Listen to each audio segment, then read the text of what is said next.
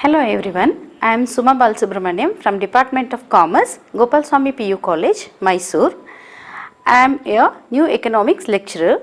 Today I am going to give you the introductory syllabus part of the session of the syllabus. Okay, so in for second PUC economics you have two portions, children. Here the first one is microeconomics and the second one is macroeconomics. Under microeconomics, we are going to study the 6 chapters, and under macroeconomics also we are learning 6 chapters. So now let me introduce you the 6 plus 6, 12 lessons of economics.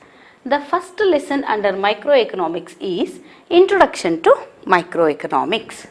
The second one is Theory of Consumer Behavior. Under this lesson, you are going to learn about the reflexes of the consumers according to the variations in the market trends. This is very important lesson from the point of view of your examination. Third lesson is production and cost. Fourth lesson, theory of a firm under perfect competition. Today we are all living in a world of competition, and it is a compulsory, it is very important for us to learn about how to deal with the market when a firm is facing severe competition to survive. Fifth lesson is about market equilibrium. Equilibrium is nothing but the balance between the demand and supply of the goods. So, here we are learning about the equilibrium status of each product and the demand for each product as well as the supply of each product in a market.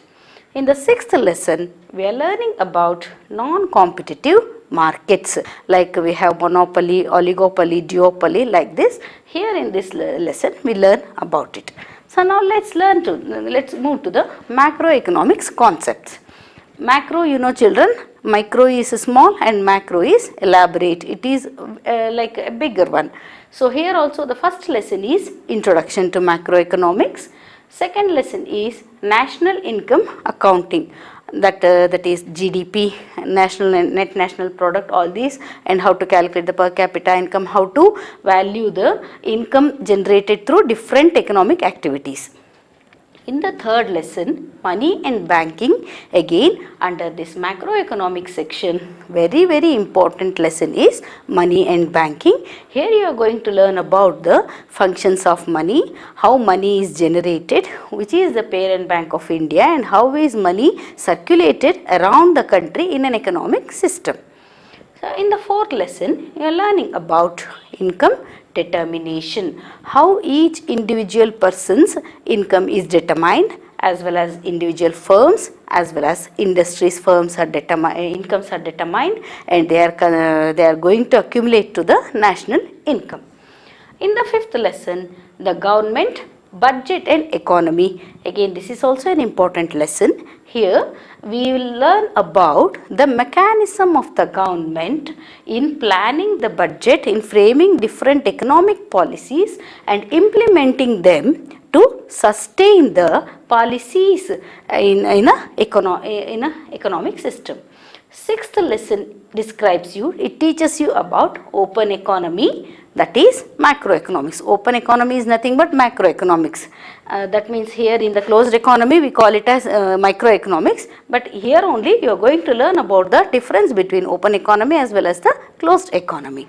So these are the 12 very important chapters that you are going to learn in this second PU syllabus. In few chapters you are having problems also, and in few chapters you are having project oriented questions also.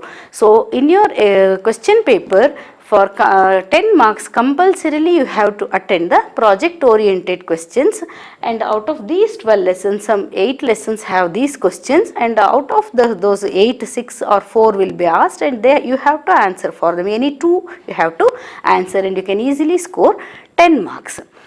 So now let me explain you about in each lesson how many marks questions will be there for your examination, how many marks questions will occur to you in the examination. So let me move towards that.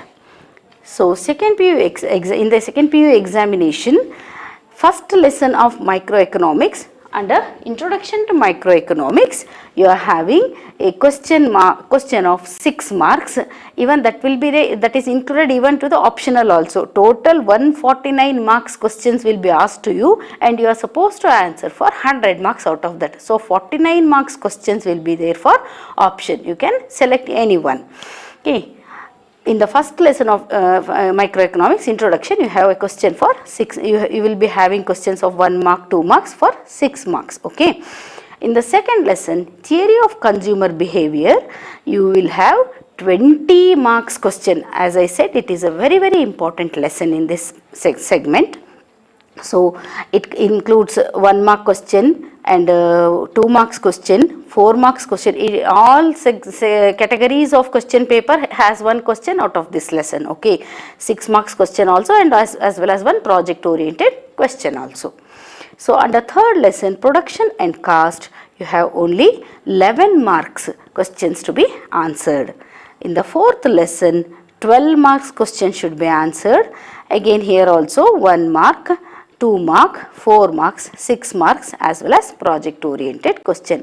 Each one of you should buy the textbook, and in each textbook you have the table. How many marks questions are going to be in the examination, and which are there for optional also. In the fourth lesson, theory of the firm under perfect equilibrium competition, you are having 12 marks questions in your question paper.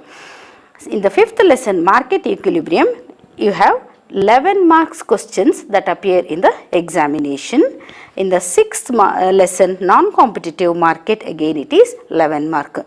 So in the total 6 lessons, out of total 6 lessons of microeconomics, second lesson contains the portion of the question that appear in your examination, in your question paper, is 20 marks. So that only I said you that it is a very important lesson.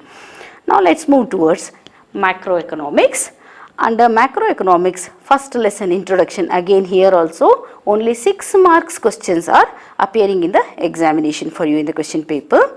Second lesson, national income accounting, has again 20 marks. Same I said here also, national income accounting is an important lesson. Then money and banking has 12 marks questions, and income determination has only 10 marks questions. Say for fifth lesson, the government, budget and economy, has only 10 marks, and the last lesson, open economy, macroeconomics, contains 20 marks questions in your question paper. So it constitutes 20 marks questions in your question paper. So these 3 are very important lesson. As I said, money and banking is also an important lesson wherein we can easily score marks, because there will be question like functions of commercial bank, functions of RBI, functions of money, like this. So it's a compulsory question, and you may easily score because it's completely theoretical and general economics. So totally you have to answer for 149 marks. You will be having 149 marks question paper with you. Out of that, you are answering for 100 marks.